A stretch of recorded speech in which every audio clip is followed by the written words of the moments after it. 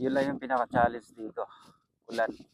Dahil number 1 na kalaban namin dito, ulan talaga dahil maputik po yan.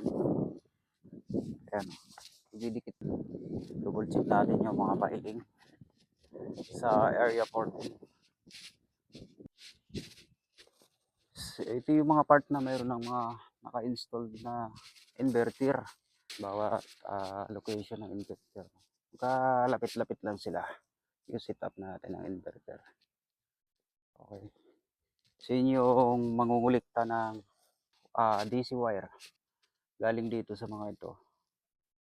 Yan tatakbo yan sa inverter. Inverter naman papunta naman dun sa MBPS, yung malaking yan. So galing dito sa inverter papunta doon sa MBPS. Galing naman sa mga PV module pupunta naman dyan sa inverter. So ganun lang kasimple yung mga connection natin sa DC-DC cable. Okay.